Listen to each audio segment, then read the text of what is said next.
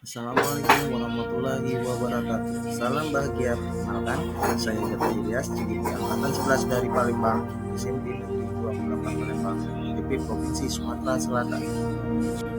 Pada video kali ini, saya akan mempresentasikan demonstrasi kontekstual penerapan segitiga restitusi modul 1.4 budaya positif.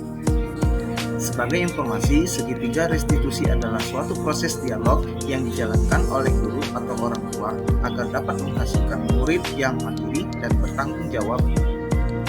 Adapun tahapan-tahapan segitiga restitusi yang pertama, menstabilkan identitas, yang kedua, validasi tindakan yang salah, yang ketiga, menanyakan keyakinan.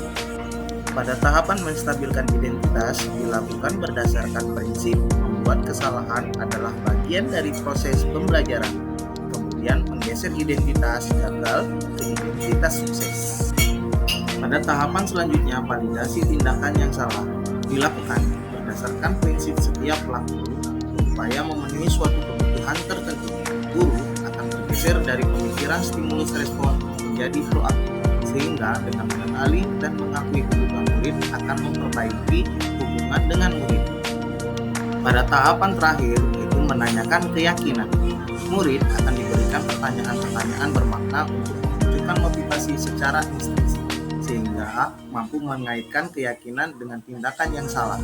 Skenario kasus 1. Nabila tidak terima pena miliknya dipinjam ke Rini tanpa izin, sehingga Nabila marah dan menggebrak meja. Halo Nabila, dari mana? Dari habis olahraga. Dari habis olahraga. Nabila, Bapak mau ngobrol nih ya tentang Nabila. Mudah-mudahan bisa diselesaikan. Nabila, tadi Bapak dapat informasi dari ketua kelas bahwa Nabila itu habis bertengkar dengan si Rini. Iya Pak, saya sangat kesal sekali Pak sama ini. Oh, kenapa? Kok bisa kesal sama si Rini? Iya Pak, karena dia meminjam mister saya tanpa seizin saya Pak. Oh gitu. Tindakan kamu sih sebenarnya wajar kalau kesal itu marah-marah. Jika Bapak di posisi itu juga mungkin Bapak melakukan hal yang sama, ya. Lalu apa yang Nabila lakukan kepada Rini? Saya marah-marah Pak, terus saya menggebrak meja ini waktu dia lagi duduk di kursi. Begitu gitu. Nabila pasti memiliki alasan, ya, kenapa Nabila melakukan itu. Kalau boleh tahu, kenapa lah Nabila melakukan itu, coba? Saya sangat kesal Pak sama Rini. Dia selalu meminjam mister saya tanpa seizin saya. Bukan hanya sekali itu Pak, Rini selalu meminjam alat tulis saya semuanya tanpa seizin saya, lalu tidak dikembalikan lagi Pak kepada saya. Oh, wajar lah kalau Nabila kesal sama si Rini, karena si Nabila itu tidak rela, ya kan, terus dipinjam nih alat tulisnya, apalagi sampai tidak izin. Nah, apalagi kehilangan alat tulis, ya, alat tulis yang membuat si Nabila merasa dirugikan, ya.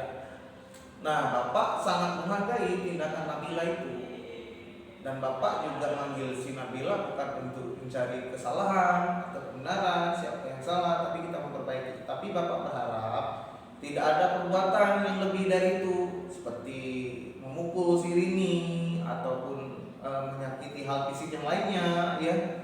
Nah, sekarang mari kita pikirkan tindakan Nabila itu sampai marah-marah dengan menggebrak meja ke depan Rini, apakah sesuai dengan keyakinan kelas itu? Tidak Pak. Tidak. Menurut si Nabila, keyakinan kelas apa yang sudah dilanggar atau tidak sesuai? Saya tidak menghormati antar kelas Pak. Antar teman ya. Ya benar, menurut Nabila menghormati sesama teman itu penting atau tidak? Penting Pak, sangat penting. Sangat penting. Baiklah, jika si merasa Nabila itu sangat penting, ya, sangat penting.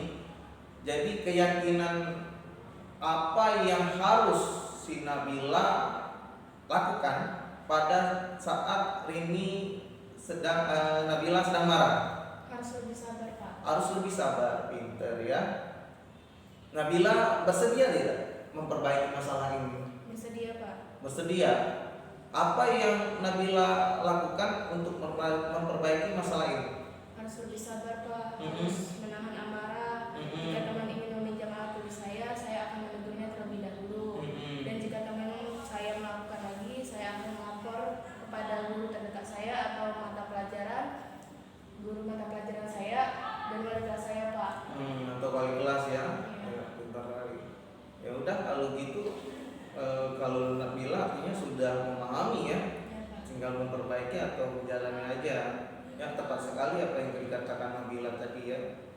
Itu aja Bapak ucapkan terima kasih juga si Nabila sudah hadir di sini ya untuk memperbaiki masalah Nabila sama Rini.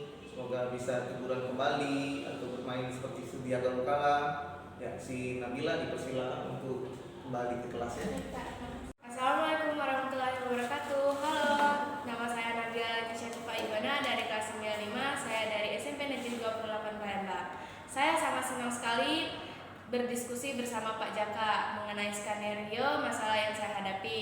Saya merasa lebih dihargai dan tidak terlalu disalahkan tindakan saya yang saya lakukan. Namun saya menyadari tindakan saya melanggar norma dan keyakinan kelas yang telah kami sepakati. Dengan cara Bapak Jaka menjadi guru menyelesaikan masalah tadi, saya merasa lebih percaya diri dan mandiri, serta tidak ada tindakan yang marah kepada saya. Kemudian dari hasil diskusi bersama Pak Jaka, saya akan memperbaiki tindakan yang saya tadi. Harus lebih sabar dan menahan amarah saya. Sekian ungkapan saya. Terima kasih. Wassalamualaikum warahmatullahi wabarakatuh. Skenario kasus 2. Rifki tertidur saat jam pelajaran Pak Riri.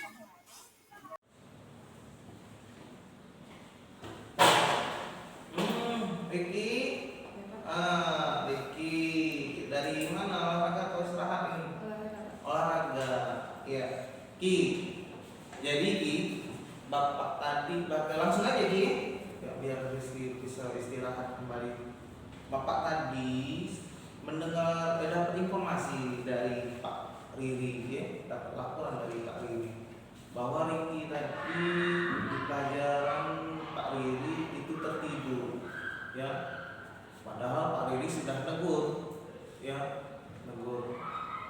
Nah, tapi di pertengahan pembelajaran itu Rikinya tertidur, ya, sehingga Riki tidak fokus di pelajaran Pak yang disampaikan oleh Pak Riri. Benar gitu Riki? Iya, Pak. Benar. Apakah Riki sering tidur di kelas selain pelajaran Pak Riri? Iya, Pak, sering. Sering. Kira-kira berapa kali? Sekitar 5 kali, Pak. Kita 5 kali, banyak juga ya. Oh gitu. Ya. Kalau menurut si Riki, apakah tidur di kelas itu merupakan kesalahan atau tidak? Iya, Pak, merupakan kesalahan. Kesalahan. Oh, Bapak juga maklumin kalau si Riki itu tertidur di kelas, ya.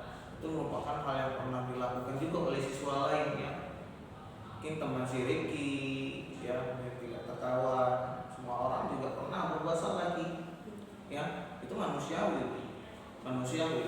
Namun tidur di sekolah atau di kelas juga bukan hal yang dibenarkan, ya Ki. Sekarang yang terpenting adalah kita belajar dari kesalahan ini, masalah ini ya, untuk diperbaiki. Apakah si Riki setuju? Iya, Pak. Setuju ya. Ya, mari kita cari solusinya ya Ki, sama-sama. Riki, kamu tidur di kelas itu pasti si Riki memiliki alasan, ya, kenapa sih Riki bisa tidur di kelas. Ya, coba jelaskan Riki. Saya sering bergadang, Pak, sambil bermain handphone jadi kurang tidur. Itu penyebabnya. Kamu sering bermain handphone, begadang, sehingga si Riki ngantuk di sekolah, ya, sehingga tertidur di kelas ya. Apakah si Riki tahu Riki itu sudah melanggar keyakinan kelas yang sudah disepakati? Iya, Pak. Iya. Menurut Riki nih, keyakinan kelas apa yang sudah Riki langgar? Mengikuti pelajaran secara fokus dan cermat. Menurut Riki penting atau tidak kesepakatan mengikuti pelajaran secara fokus dan cermat itu? Penting Pak, dengan fokus dan cermat dalam belajar akan mendapatkan hasil yang maksimal. Oh betul ya, dengan si Rifki mengikuti pelajaran dengan fokus, secara cermat, yang guru yang menyampaikan pelajaran itu bisa merasa tidak sia-sia, merasa dihargai, ya. Selain itu akan juga bermanfaat untuk Rifki, sehingga si Rifki dapat tujuan materi yang disampaikan oleh guru, ya, dengan secara baik, ya, Rifki ya. Iya Pak, saya minta maaf Pak, saya sudah menyesal sudah tidak ikut kelas saat pelajaran. Pintar sekali ya Ki ya. Terima kasih ya Ki, tapi Rifki sudah benar, sudah minta maaf sama Bapak. Tapi si Rifki harus lakukan juga permintaan maaf dengan Pak Riri ya. Nah, sesuai konsekuensi kita, sepakatan kelas kita, si Rifki mencatat ulang kembali materi yang disampaikan oleh Pak Riri tadi, ya, yang diberikan oleh Pak Riri. Sambil setelah mencatat ulang, tunjukin sama Pak Riri, ya. Nah, setelah kasihkan sama Pak Riri catatan itu, nah si Rifki bilang minta maaf dengan setulus-tulusnya, ya Ki. Sekarang apa yang harus si Rifki lakukan agar si Rifki tidak lagi tidur di kelas, di sekolah? Saya akan tidur lebih cepat dan membatasi waktu saya bermain handphone. Iya, betul sekali ya, bagus sekali ya Ki. Kamu sudah tahu solusinya kan? Jadi kita harus tidur lebih cepat ya. Mungkin jam 9 atau jam 10 pokoknya harus sudah selesai itu sudah ya. Kita ini kamu harus ngatur waktu istirahat si Rifki biar istirahatnya tercukupi, terpenuhi agar saat berada di sekolah itu tidak ngantuk lagi atau tidur kalau di kelas, sehingga si Rifki bisa fokus dalam pembelajaran. Jadi, dan kamu dapat juga minta izin pada saat guru mata pelajaran tersebut untuk mencuci mukamu atau dapat agar si Rifki bisa menghilangkan ngantuknya yang bertahan sampai hingga pulang. Oke, Rifki, mungkin itu aja si Rifki. Sekarang si Rifki boleh kembali ke kelas untuk melanjutkan aktivitas Rifki yang olahraga. Dipersilakan nanti Bapak ucapkan terima kasih ya Kia. Oke. Baik Pak, terima kasih.